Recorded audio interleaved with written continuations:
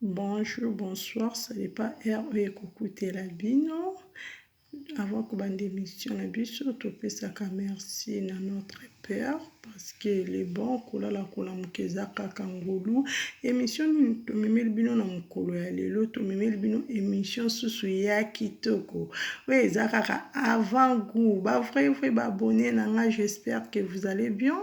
Moi aussi, je vais bien par la grâce de Dieu. Beaucoup de font l'ordinateur, beaucoup font la télé, beaucoup na ba portable, bolanda émission kitoko to mimeli bino na mukolo ya lelo. Balobi bébé Ariata botami. Balobi ba mama nyonso, ba papa nyonso bazomema ba cadeau bazokende kotika.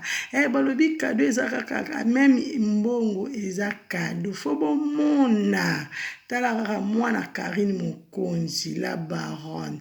Balobi mwana star aza star. Bino moko bokomona ba image oyo na miniature koma mbongo elati bébé Ariata. Balobi bébé Ariata amemeli Karine Mokonzi, amemeli papa na ye bénédiction ya munene. Balobi avant anniversaire na ye ba cadeau déjà bandi kokende moko. Bato baza musika de pro de loin bazotinda bambongo na ba agence na ba poste ba cadeau ezoya.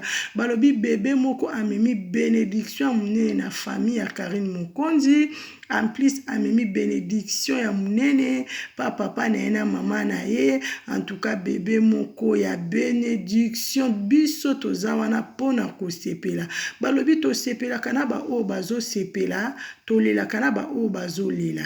Lelo eza esengo kolela te, mais lelo eza kaka esengo, lelo eza mawa te po tolela, mais lelo eza kaka sujet ya kosepela. Tomoni bébé Ariata amemeli mama Karine Mokonzi bénédiction ya munene. Bokota.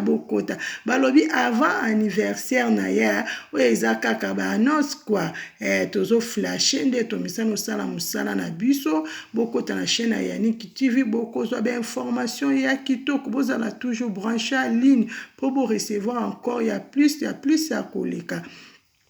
Bientôt anniversaire ya bébé Ariata mwana Karine Mokonzi. En tout cas biso toza wana pona kosepela. Bébé Ariata, il faut pas pleurer hein? Et bientôt ba maman bazoya kotala yo. Balobi mwana mokonzi aza mokonzi umela non la princesse de maman Karine Mokonzi. Nzambe apambola o, nzambe abatela okola bien, makila yesu bomba yo, ozala vraiment prouvé par le sang de Jésus. Nzamba pambola papa na yo, pambola mama na yo, pambola bango nyonso.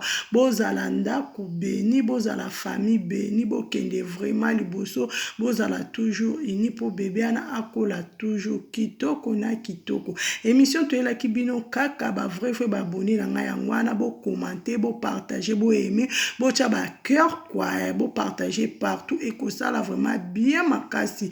Tala kaka biso toza wana pona kosepela, pona koloba malamu, pona ba conseil po tolingaka division te tozo sala toujours musala na biso ndenge tomisana kosala.